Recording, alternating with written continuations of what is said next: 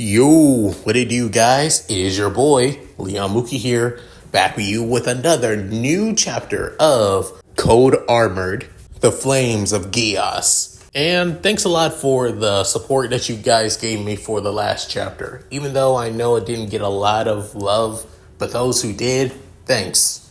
I really appreciate it because I really want to do more, Code Geass stories after all, on this channel. So now we're going to get straight into the meat of things. But first, like always, let's go through that of a quick recap.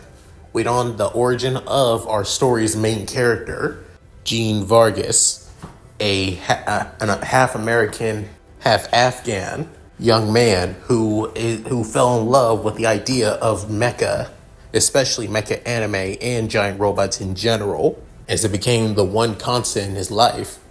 As he didn't have that of a bad life, or a rough one, but it was one that had that of trials and tribulations. It also didn't help that he lost both his parents, one to cancer and one to an accident, which soon he planned on joining the U.S. military as that of a drone mechanic after all. However, it seems that the collective unconsciousness of Code Geass, or rather God, has other plans for Gene, wanting him to prevent that of Ragnarok in this world, unlike many others, and by doing things any way he can, as he decided to bring in those from Armor Corps 6 to help him, and needed every advantage he can get in this world of lies, manipulation, and supernatural abilities, as he plans on changing this world, hopefully for the better. So, with all that said, let's get into this, shall we, guys? Chapter 1, A Fresh New Start. Currently, right now, Gene, alongside that of Rusty, are actually on that of the soil of Area 11, once known as Japan, before it was taken over about that of 7 years ago. But of course, I know that Code Geass may not be one of my most, popular mecha series that I actually enjoy watching, given that the mechs play second fiddle to basically everything else, mainly that of the political intrigue, the manipulation, the scheming, and everything, and the supernatural aspects being the Geasses after all. If anything, nightmares are mainly there just to give us that of badass mecha fights.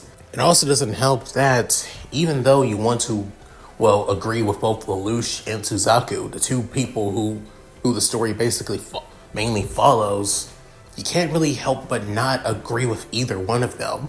Lelouch is willing to basically betray, manipulate, and basically lie to everybody to achieve his so-called perfect dream to create a world with no more war and suffering, but is okay with causing current suffering to anything.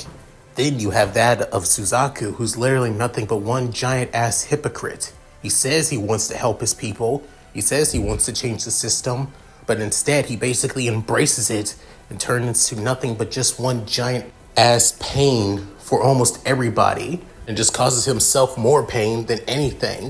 If I'm going to be completely honest, maybe it's better if I am here. Not just to stop Charles and V2's plan, but also maybe to stop both Suzaku and Lelouch as well. No, actually, instead of Lelouch using me, why don't I use Lelouch? We have that of 3 months before the events of Code Geass began, when the Shinjuku massacre starts. During this time, we should basically build up bases all across that of Japan, and also gather up supplies for that of the Xylon as well.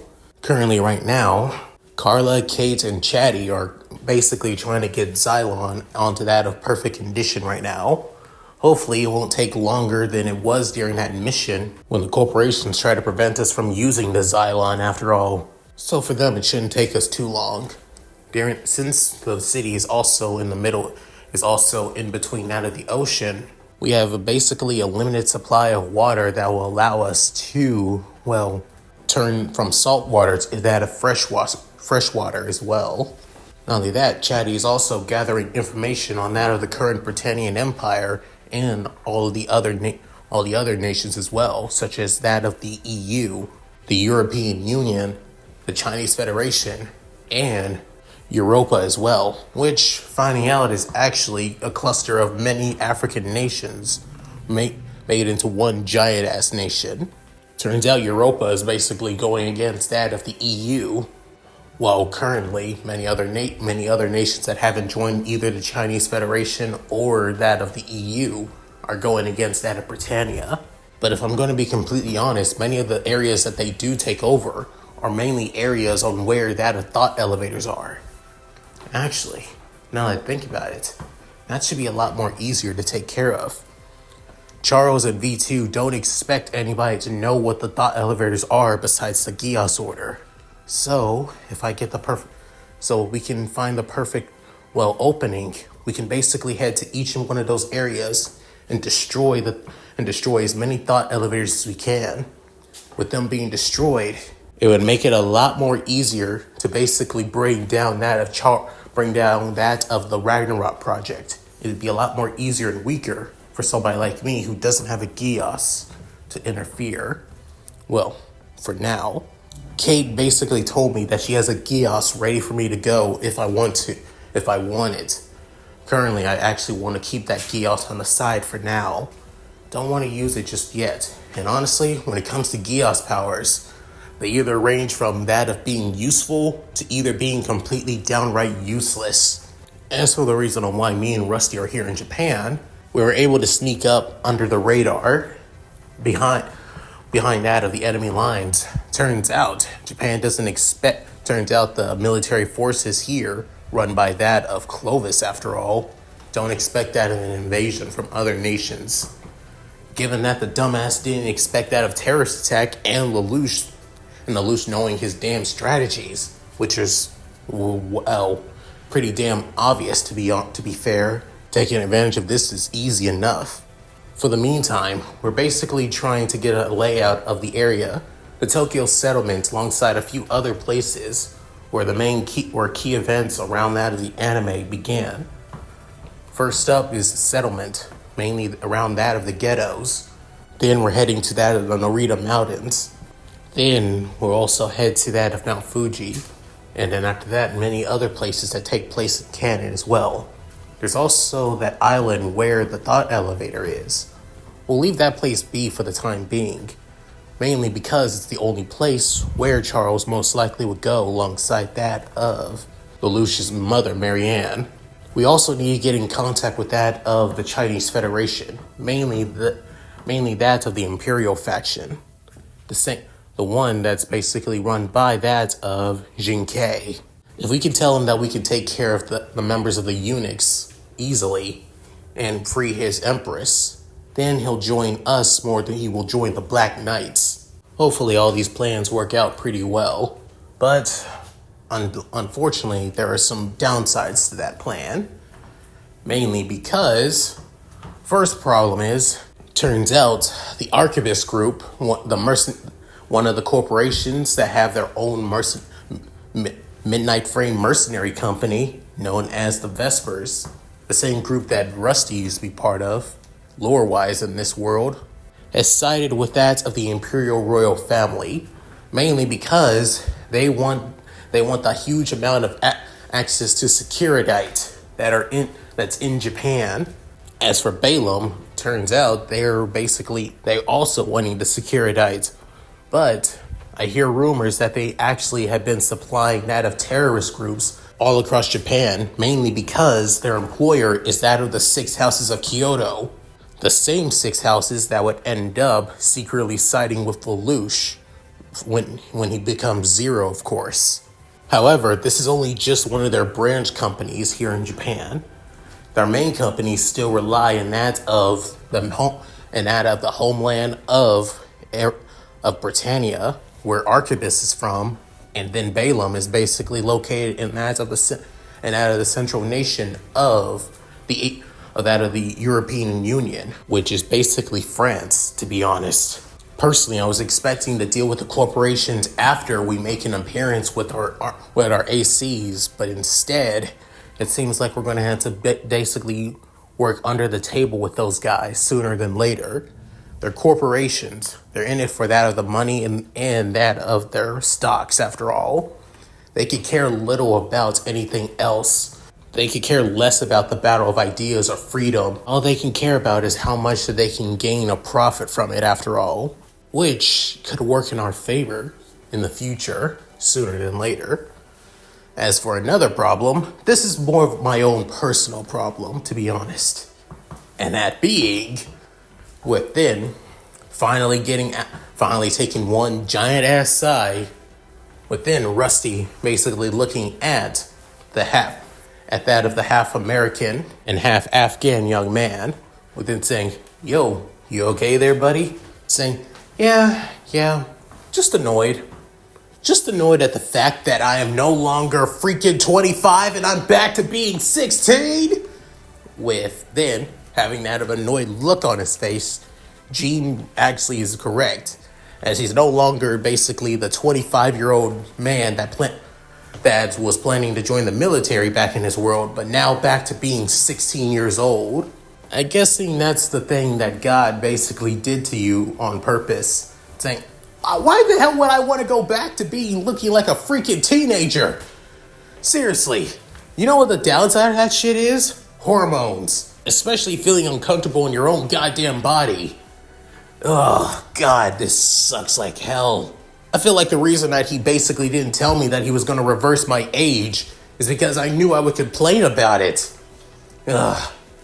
Also, he probably realized that I need to get involved with that of Ashford Academy, where mainly everything else takes place as well. Ugh. I was actually hoping to stay away for Ashford, but I guess it can't be helped. But then Rusty couldn't help but laugh a little bit, saying, well, at least we got something out of it, to be honest. Saying, yeah, what? Within bringing out his phone, as then, instead of it being the same phone that you would see in that of Code Geass, which a weird futuristic looking one, it's basically your typical smartphone with a lot more functions, especially for that of Rusty and Gene's, smartphones, which give them that of a better connection. Not only that, there's even a function where both of them can actually summon their armor cores straight to them, actually, which is a handy feature. Hell, if anything, he's surprised that he didn't think about this. I guess this is another freebie from that of God, after all. With soon Rusty speaking once again, saying, anyway, we're currently on that of the edge of, if I recall, Yokohama, as they are basically in front of the remains of once of the Japanese prestige city, Yokohama, with then Gene thinking, damn, this city, it used to be something else back in the day, especially on pictures back in my world. But now, within looking at basically nothing but giant ass rubble, a few Japanese civilians basically walking around, scavenging a few things as well, as these are basically nothing but no longer Japanese, as they are 11s, or rather numbers. But then Rusty couldn't help but clench his fist, saying, it disgusts me. Gene couldn't help but be shocked, looking at that of Rusty's face, saying, it disgusts me quite a bit on how people are treated in this world. Hell, even us Rubiconians, who had to basically struggle and fight to survive, to even live, and even had to basically build our own army to fight for what we believed in back then. The Rubicon Liberation Front, with Rusty saying, yeah, but here, what I've seen, the things I've saw, nothing but basically Japanese people struggling over and over again, but not just them, the other countries that are now turned into number areas as well. It sickens me. With then Rusty actually almost looking quite pissed. Hell, to the point that his teeth almost looked like that of fangs, as he realized, could that have been a cost of his, well, his augmentation? Same as him and I. What soon, his vision begins to go a little bit red for a bit, as Gene realized that air is speaking to him, saying, "Gene, are you the two, you and Rusty, are you both going to be okay? This is affecting you both in different ways, after all." Within soon, Gene shaking his head, saying, "Man, that's going to get hard to get used to." With that, he's saying, "Yeah, I'll be fine, Air. Rusty, you going to be okay?" Within, Rusty saying, yeah, I'll be fine." I'm guessing the little lady in your head basically told you to ask if we're going to be all right. With then Gene saying, when you say that, it makes me it makes me believe that you think I'm crazy." With then Rusty couldn't help but smirk a little bit before crossing his arms, saying, "Well, can you blame me? At first, I kind of thought that you may have lost your mind, but finding out that that Rubiconians do fully exist and are more than just that of a, well, superstition, but that adults used to tell their kids about Rubiconians, living in human beings that were born from the coral itself." You gotta admit, it sounds crazy, but thinking about it now, if a whole new world outside of mine, if we're in basically a totally different universe, who's to say that Rubiconians don't exist? Within, Air speaking, saying, "Thank you, Rusty." Hearing that, I appreciate that a lot. With then hearing that from Air, Gene couldn't help but say what Air had to say. She says, "Thank you, Rusty." With then Rusty saying, Right. Anyway, we should probably go scout this area. Right. Make sure to stay out of sight. It'd be weird that you still look quite Britannian. You still look Britannian to them, or that of, well, European. So saying right. As then after saying that, Rusty puts on that of a hoodie, with then also wearing that of sunglasses. As for Gene, well, besides the only difference, he still has that of his tan skin, given his mother's heritage after all, and light blue eyes. However, given that he had to go through that of Gen 4 augmentation just so he can basically speak and hear Air's voice, there was one side effect.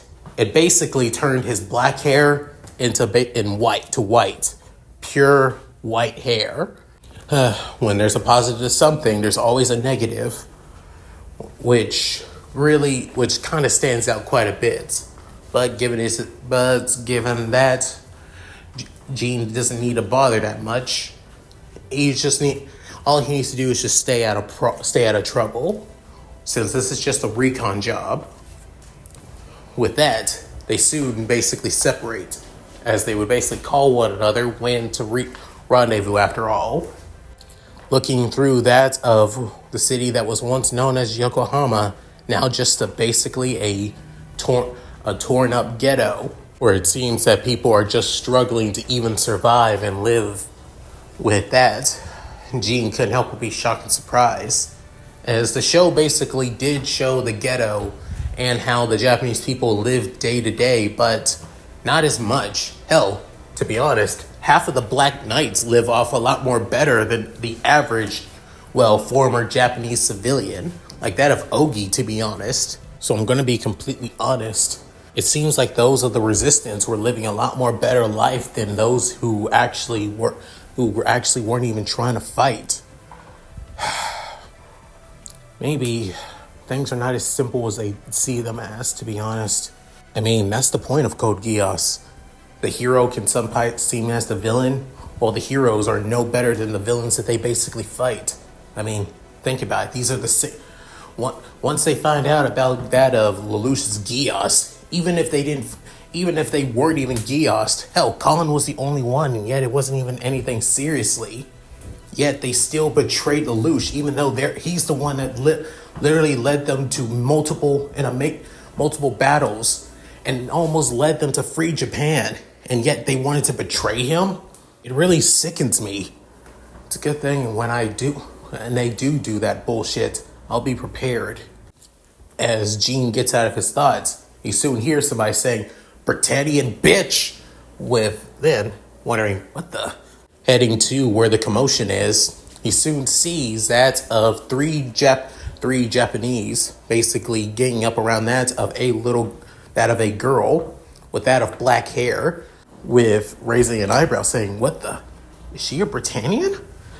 As one of them saying, You really think you could just come around here thinking that you own the damn place?" With her saying, "Please stop. I only came here because I was curious." Typical Britannian. Think you can walk around here. This is all we have left. We're not going to allow some stuck-up bitch to basically think that she could just walk around here like she owns the place. With then saying, "Please, that's not. I was just curious about the ghetto, one of the ghettos. I don't want to cause any trouble." With then the other one saying, "Trouble found you, you Britannian, you four-eyed Britannian." With then saying, "Wait, four-eyed?" Getting a better look at the girl, he soon realized, wait, is that Nina? Nina Einstein? The same Nina that would end up becoming Euphemia's stalker and create this world's very, very own nuke? That Nina? With then realizing, maybe. What's the point of her this takes place 3 months before canon. I don't even remember when the incident where she basically becomes afraid of all foreigners until now. With then thinking, should I just let it play out? I mean, she gets out of this easily, so why? With then soon one of them grab her by that of her hair, say, "Ow, stop!" With then realizing, okay, no, I'm not letting this play out. With it, Air speaking up saying, "Gene, don't. You're not." Saying, "Sorry, can't hear you, Air." With that, he soon runs up to the three as the person now holding on to that of Nina's hair. He soon lets go of her as he feels like that of somebody kicking him straight into that of his side, before then getting another kick into his gut, sending him to that of the ground. Before then, soon, Nina dropping down on the ground as her glasses are basically, crooked, within noticing that of Gene. With soon, the other two Japanese saying, "Who the hell? Wait, you another Britannian?" Saying, "And that's my killer run." As then grabbing onto Nina's hand, as they soon run deeper and deeper into that of Yokohama. Within, the guy that was still coughing up, whatever lunch he did have left, saying, "You damn Britannian fuckers! You're gonna pay! You bet! If I see your faces in this place again, you're gonna be wishing you were dead!" After that, the two continued running and running before finding that of an abandoned alleyway, still with that of tons of debris everywhere. With then trying to catch his breath, saying, "God, I hate this body." With then Air saying, "I tried to tell you, but it did seem like you were smart to not pick an entire fight with the three of them." Saying, "I know my body more than anything. As much as I hate being 16, I'm aware that I wasn't really that, strong. I only started going to the gym after I graduated from college, back in my old life. Maybe I can actually start working out a little bit earlier instead of later." With then soon hearing that of Nina crying, as then realizing, oh shit, she might have already gotten traumatized. Oh God damn it. Well, this is supposed to happen, but seriously, having her still having that xenophobia is kind of a pain in the ass. With then soon couldn't help but sigh for going down to that of Nina's level, saying, "Hey, you okay? I know that was a rough, but..." As then she basically clinging on to that of Jean, but Jean completely other freaked out before part of his body begins getting hot and blushing before saying, "Damn you teenage hormones!" Within Air saying, "Wow, you really weren't kidding, weren't you?" Jean saying, "Told you."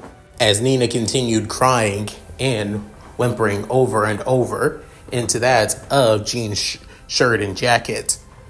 With then, without thinking about it, he basically, comforts that of Nina by stroking her hair, telling her, there, it's okay, promise, everything is okay." With then realizing, seriously, if I'd been in a situation like that, I can totally understand the reason on why she has that xenophobia treatment. And it basically gotten worse when her little obsession over that of Yuffie when Lelouch kills her after all. Her becoming basically psychotic to the point that she basically despises all foreigners outside of Britannians. Even to the point that she literally hates Lelouch. Hell, I know Millie was trying to basically be a positive role model on her, but I think it utterly backfired when she's basically obsessed with one person. Wait, what if, within looking at Nina, before having that of a thought, as then feeling like she's, quiet down a little bit from crying, as then pushing her off for a bit, but not, shoving her, saying, "Hey, are you okay? Or feel a lot better now?" With then she's saying, "Yeah, I'm fine, thank you, but you don't look Britannian." Saying, "Well, I actually am Britannian. Just on my mother's side, I'm Middle Eastern, actually." With then hearing this, she's saying, "So you're a half-breed?" Saying, "Ouch, that hurts. That's pretty mean to say to somebody who saved your life." With then saying, I'm sorry, I didn't mean to." With then couldn't help but laugh a little bit, saying, "I'm just messing with you. Still hurt. It did hurt, but not to the point that you think. I'm just glad I was able to step in before things got hairy after all. You okay?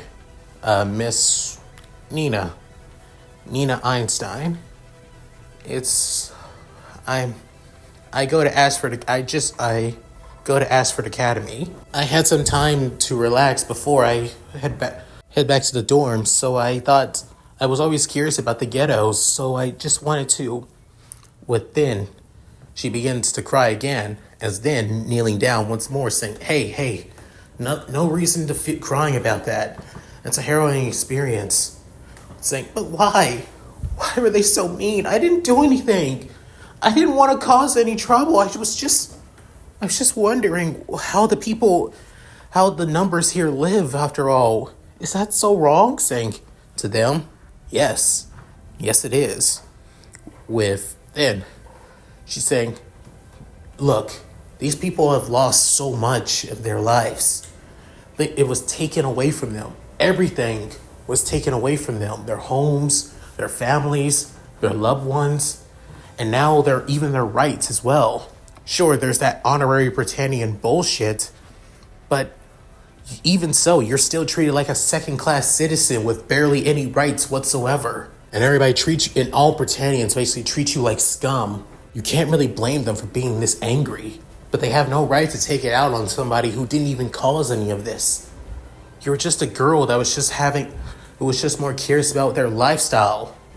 Why did you want to come to the ghetto after all?" With then saying, "I just wanted to see if there was anything I could do to help.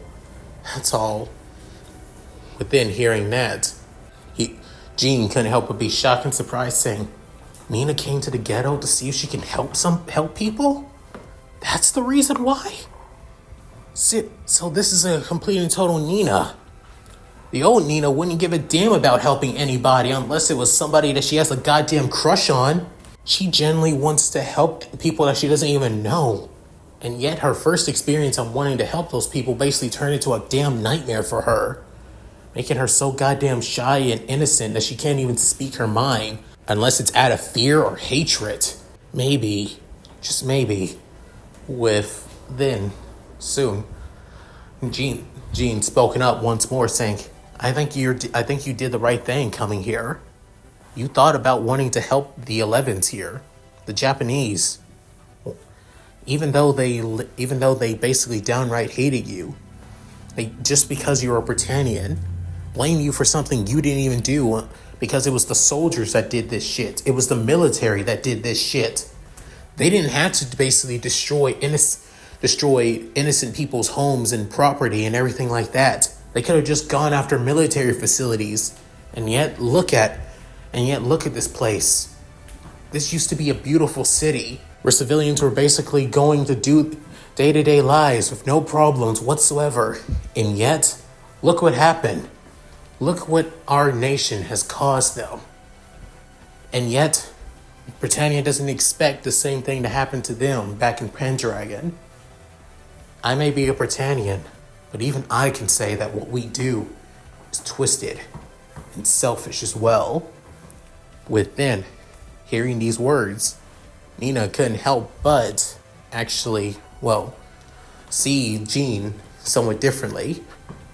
Within saying, I think you had a good idea, Nina, but I think you need to do it in a way that won't make you seem like you're an entitled brat to them. Do it in a way that actually makes you want to help them. The Japanese people are always full of pride and honor. They're too stubborn to basically give up on their own ideals after all. You have to show that things can change. That people are not the same as their race after all. Within hearing that, she couldn't help but nod and can't help but think of Jean somewhat differently. As then looking at it, bringing up that of his phone, before then putting in one of his wireless earbuds, before calling that of Rusty. Before soon Rusty picks up saying, what is it, buddy? Rusty, I'll meet you in the rendezvous a little while later. I had to head to that of the security gate after all. With then saying, you sure?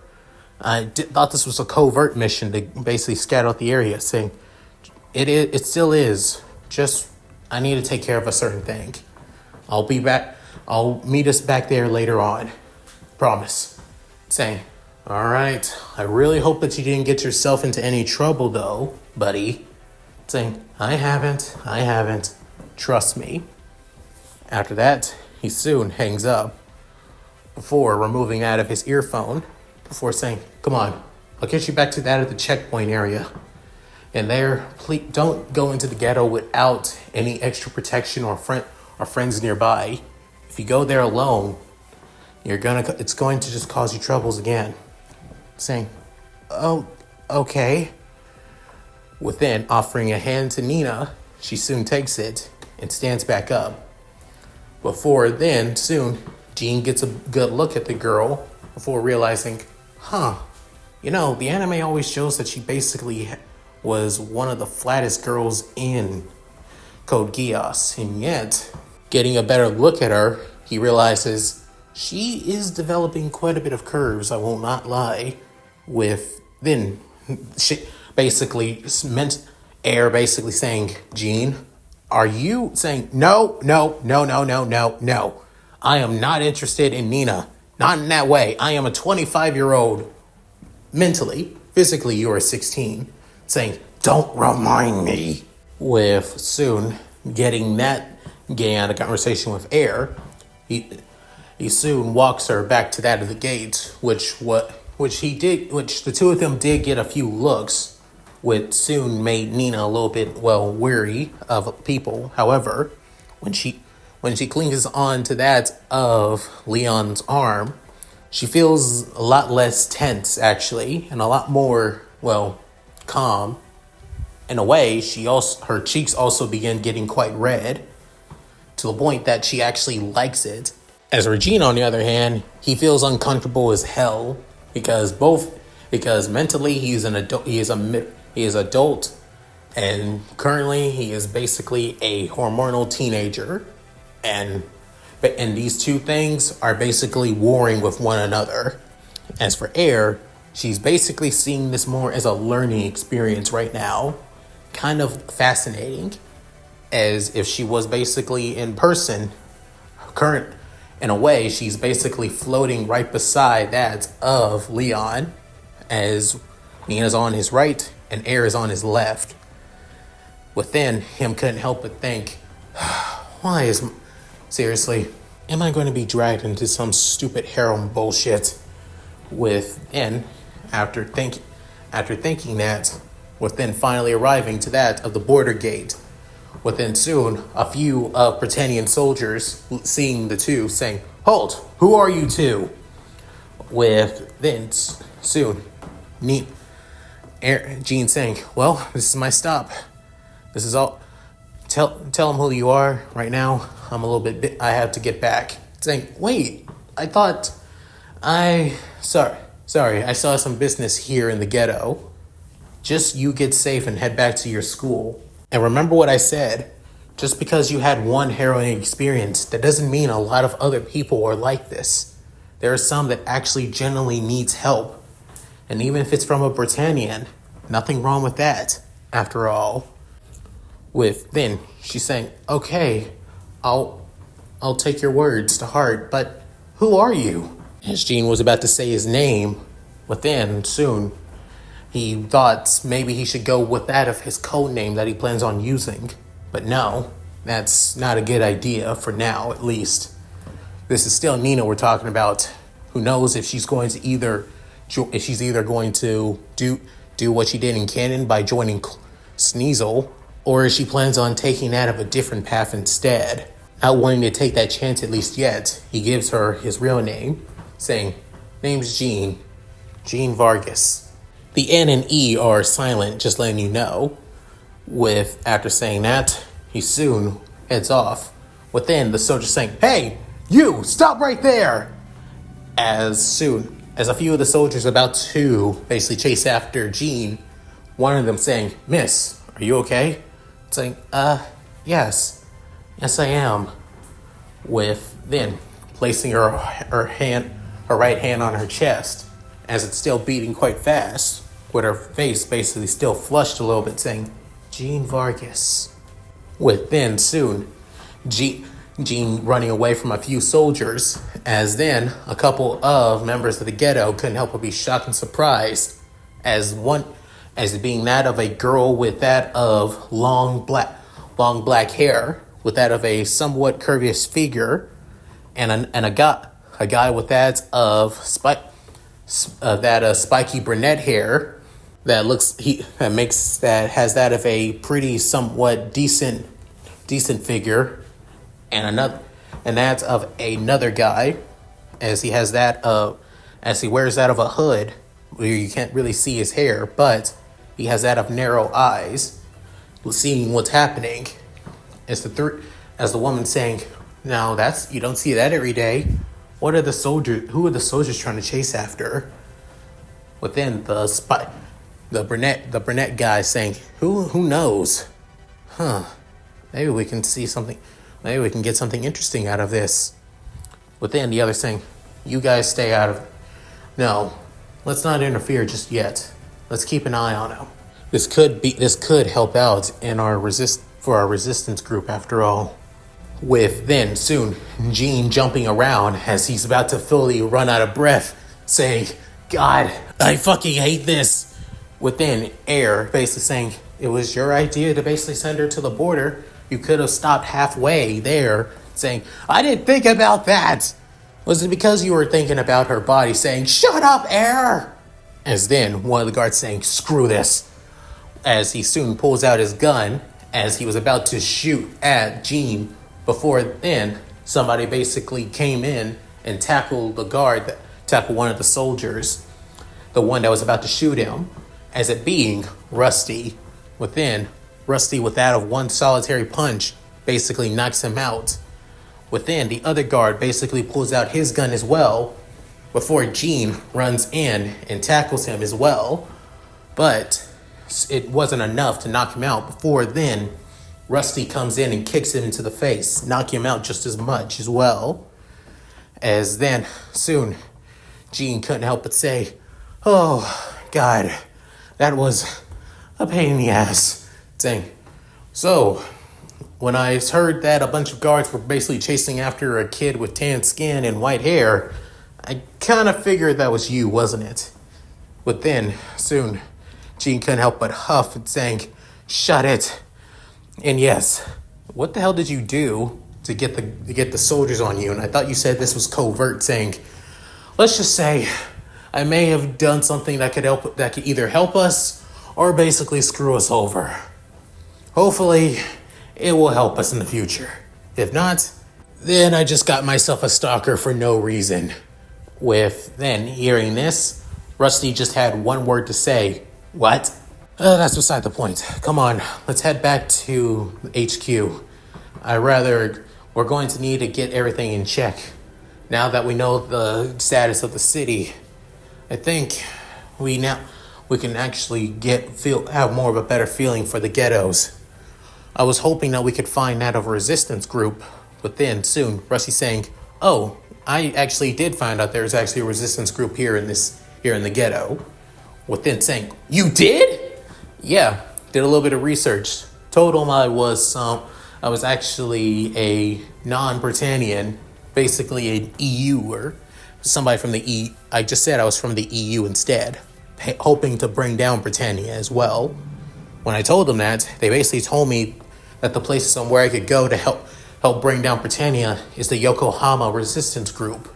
When I told them that, when they said that, I thought it would be perfect information for you. I thought that was one of the reasons on why you wanted to rendezvous back. Within, Gene saying, "God, a trained mercenary soldier, and I was somebody that was supposed to be a soldier. I really suck." With then saying, don't put yourself down. Besides, you're pretty much a kid after all. Saying, "Ha ha, very funny." Finally fully catching his breath before grabbing that of the guards' weapons, being their pistols, before saying, "How about we take these for just in case? We don't have any regular firearms outside of our ACs after all. And I'd rather not have to use a freaking giant-ass machine gun rifle when I can just have a freaking pistol on my person all the time." With then Rusty saying, "Smart plan."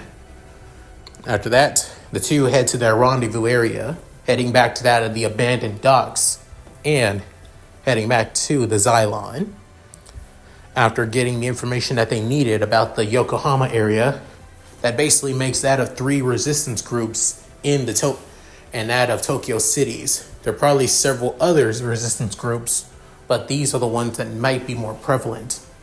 The resistance group in Shinjuku, which would be the future Black Knights, that of the Yamato Alliance in Saitama, and now the resistance group in Yokohama. Well, it's easier to say that the ones in Shinjuku is going to be the ones that are actually going to help us or be our enemies in the future. As for the Yamato Alliance in Saitama, they end up getting wiped out because of Lelouch's stupid ass arrogance and scheme. We're going to make sure that they don't get wiped out. We need all the allies we can get once Lelouch starts that little rebellion of his nearing the end of the summer after all. As for this other, resistance group, honestly, I've never heard of a Yokohama resistance group. However, this does take place. We are basically 3 months before canon begins and everything goes to shit. So that makes sense that there may be some resistance groups that weren't taken out at the beginning, possibly by Clovis and his little organization. Or maybe, possibly that they were taken out by that of Cornelia during her little eradication of terrorist groups in Japan, after all. So, yeah. We're going to need the Japanese people on our side. So Lelouch was able to get them on their side because of the whole little SSS situation. However, what about the Japanese people that don't want to fight? The ones who are basically forced into fighting and had no damn choice because of either peer pressure or because they were stuck in the situation. What about them? With then soon Kate speaking up saying, I may have a solution for that. With then saying, open up Zemuria to the Japanese people, or rather, not just the Japanese, to other areas outside of Japan. The area people who basically want to escape the number system and just want to be treated like normal people after all. Allow Zemuria to be their new home. With then soon Carla speaking up saying, that's not a bad plan. You did say you planned on using Zemuria as that of our HQ and base. So, turning it into that of a small nation full of people who want to rebel against that of Britannia and basically want their lives back. This place is perfect for that. Zemuria can basically hold over that of 7 million people. It was a city. Not only that, there's even that of the lower levels outside of the top levels as well. So to be honest, we got enough room for quite a bit of people. With Jean thinking this could work, we can gather up that of civilians who don't want to get involved in the fighting anymore, while also gathering our own forces as well and allies too. Sooner or later, the Black Knights, alongside that of Sneasel, and even the Geass Order will make their move. And then when they do, we'll step in and finally bring them all down. Our main plan may be to stop Ragnarok, but seeing how this world is, I think we need to step in even more than that. What do you guys say? After saying that, all of them couldn't help but agree. Then they began to state their plans. For the next few months or so, not only that they were getting all of their armor cores ready, and let's just say, Jean made a lot of armor cores, and I mean a lot. And I mean over 25 armor cores, for crying out loud. Making sure that each and every one are up to tip-top shape before the first battle begins, being in the Shinjuku ghetto. Making sure that massacre doesn't even happen. It's going to be easier said than done. Next up, they basically spread quite a bit of rumors about the Xylon, after all, to not just that of Yokohama, but to other ghetto cities across that of Japan. Besides just the Tokyo settlement, there's also the Kyoto settlement, the Osaka settlement, and many, many other cities as well across Japan that basically were turned into, that are either rebuilt or turned into ghettos after all. So, it was, at first, nobody really believed, but then over time, people began to notice that some people began to not show up for work, some people in the ghettos were barely around, and other things, causing Clovis to feel not really care too much. If there ain't really that many people in the ghettos, then so be it. That's probably them to him. They think that they're just killing themselves after all. Less rats to basically deal with, the better, in his eyes, with them soon. And last but not least, the one thing that we need to make sure, Jean and the others having that as their own identities, let's just say hacking into that the Britannian government systems was so goddamn easy, not just for Carla, but even for Chatty. For a government that basically makes that of giant robots for their main military, they really screw themselves over. Hell, Arquebus and even Balaam have better security systems than that of the Britannian government. Due to this, they were able to make their own identities for themselves. For example, Carla, when she's not on that of the Xylon, keeping things in tip-top shape and running things, when Jean's not around, She basically made herself an identity that she's a high-ranking mechanical scientist that is on the verge of building that of a new system for nightmares, after all. Because of this, Sneasel takes a liking to her and wants her to join that of, well, Camelot, basically his special support section, after all, where the Lancelot is being developed. With this, Carla and Chatty should be able to gain that of systems and weak points on that of the Lancelot for them easily. Next up is Kate. Well, she did make her own identity. However, it's more of that of a wandering mercenary, to be honest. Just as that's the original plan, to be fair, which it is. However, during this time, she basically took that of her armor core, known as the transcriber, and basically went to that of several thought elevators. One in that of Greenland, where is the main thought elevator. The other one in that of, well, the Caribbean. The third one also being in that of, well, in Antarctica as well, on that of the tip of the edge of Antarctica. As she was only able to take out these three, given that the Geass Order wouldn't see it coming, after all, because they would think that nobody would know about the thought elevators. Hell, not even those of the royal family. Only that of, well, Charles and even Vivi. Hell, even that of Marianne, Lelouch and Natalie's mother would know, but nobody outside of the Order. Which, let's just say the Emperor and his older brother were completely, utterly dumbfounded and shocked and surprised about this. As for Kate, when she basically did this mission, she couldn't help but be somewhat excited and hyped about that.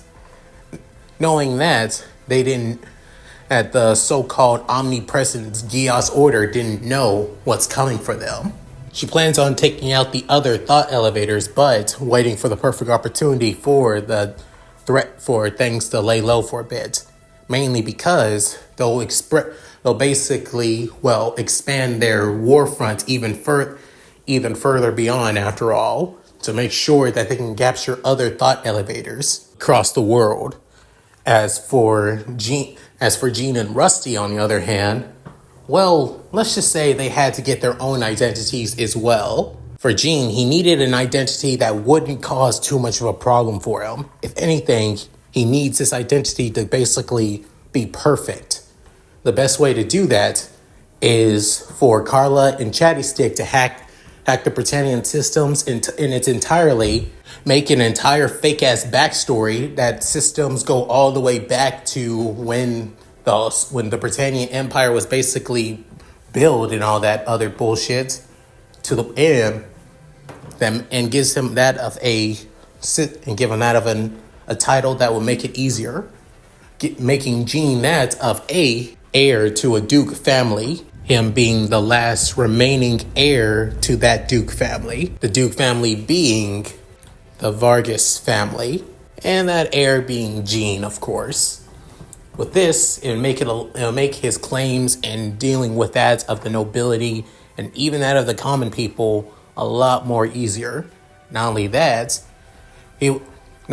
because he is a Duke family, since Britannia's system of social Darwinism is basically that of, well, doing whatever needs to be done and reaching the top however sees fit, especially since the, well, favoritism to that of the nobility, he has quite a bit of money to basically spend, which makes it a lot more easier to hire that of people for the Zemuria, especially people who are actually against Britannia's rule and want to basically go do their own thing outside of the, well, corruption of the Chinese Federation and the incompetence of the European Union. And since Europa is basically a cluster of many nations that have no idea what the hell they're doing, yeah, knowing how they're basically dealing with that.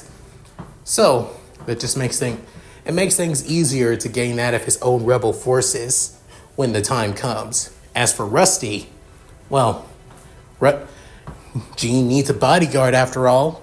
And what better than that of an adopted older brother of the Vargas family?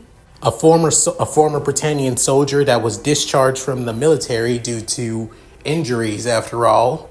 Originally was supposed to be promoted to that of the Royal Guard for that of Princess Guinevere, the first princess of Britannia. But due to injuries that basically caused his face to be scratched up, she didn't want anything to do with that of a man that didn't look beautiful in her eyes anymore, and didn't want to just stay that of a common foot soldier, and decided to discharge from that of the military and join the Vesper squad before leaving the Vespers, given on how strict and how demanding they are of a military mercenary company for that of a corporation after all. Makes things a lot more easier on why that he has that adopted brother bodyguard after all. So yeah, next up is to basically build that of an asylum for that of his armor corps and transport vehicles as well, by making it outside of the Tokyo settlement, which you would think would be easier said than done because of the Britannian military, especially given that that's where the Viceroy's palace is, and the current Viceroy is the third in line prince of the Britannian Empire. Well, you would be dead wrong. Again, the incompetence of Clovis basically shows once again. Especially using that of Jean's new Duke title to basically build an entire base outside of Japan, outside of Tokyo, making it mainly underground after all. On the surface, it looks like that of a penthouse mansion after all, but actually it's a Armor Corps hangar and HQ, and that of a side HQ for Japan. So instead of always having to come from that of Xylon coming all the way to Japan, it makes it a lot more easier now that they'd be a lot more closer to Japan. And even though they can call their armor corps instantly using their phones, it's always easier to hide them away when they can't. After all, it can only call them; it can't get rid of them. So this is the best option that they have for now. Now the last thing to do is to get him involved in that of Ashford Academy.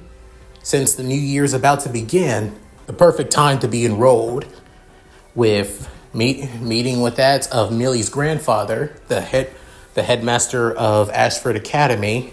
It was a lot easier than expected, especially given that he is the heir to a Duke family after all. With that, and since he's 16 coming up to that of 17, he'll be in that of the second year class.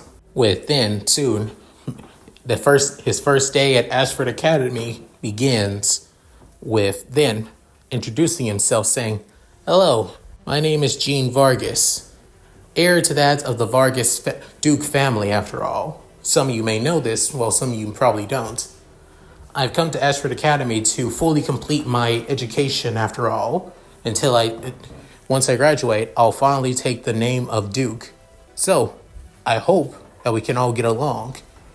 Within, bowing his head once again, with so many girls couldn't help but swoon over him, while some guys couldn't help but be jealous of him. Especially some of them can't stand his tan skin after all, thinking that he's possibly a half-breed foreigner after all, to be honest. But some can't help but be also jealous of his white hair, with some people believing that it's dyed. What also catches them, however, one person in the classroom couldn't help but look excited, while also couldn't help but completely blush, as this being Nina. Yeah, Jean is in the exact same class as Nina, so that's gonna be something. Within, Jean thinking everything is going to plan. I'm surprised that they didn't put me in the same class as Lelouch, but honestly, I'm not complaining. Actually, I think that's a good thing because, Within passing Lelouch's classroom, he soon notices that Lloyd is actually their homeroom teacher. Within realizing, yep, we're in the manga time. Yep, there's going to be manga things in here as well. And couldn't help but get annoyed at this. That means he needs to watch himself a little bit more easier now, knowing that Lloyd is, well, Lelouch's homeroom teacher in this world. But even so, not even the Earl of Pudding can stop Jean and his plan to put an end to the Ragnarok connection and create that of a better world outside of Lelouch's plan, Zero Requiem plan. As Jean's plan is going to be the fire purification plan. This plan will purify the world of all twistedness and pain. We're a world where everybody can be themselves with no goddamn gun over their head or no persecution because of their beliefs of their genes and all beliefs of their genes and their country, after all. And that's it. Thank you guys for watching. Hope you guys enjoyed the video. Please tell me what you guys think in the comments below. Let's read them. So, next chapter, I'm going to tell you guys this now. We're going to get some AC combat. So, wait for that to happen after all, so you're finally going to get some. And you're right. If you guys hope you guys like this chapter. Again, this was another setup chapter.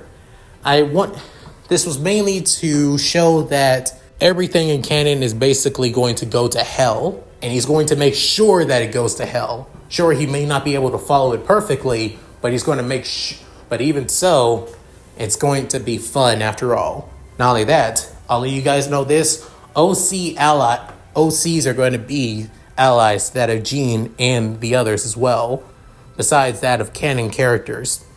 I'm also going to try and add characters from the manga as well to help out too. But I'm going to at least try. No promises, but I will try. Also, yes, Nina is going to be it. And yes, Nina is going to be one of the main girls for that of Jean's harem after all. I'm letting you guys know this now. Also, the harem isn't going to be too damn big. Just possibly only 4 to 5 girls after all. And that's it.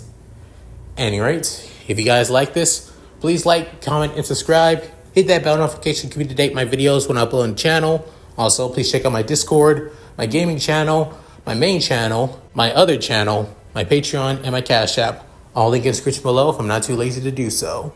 So, with all that said, this is Leon Mookie, signing out. Later, guys, and hope you all take care.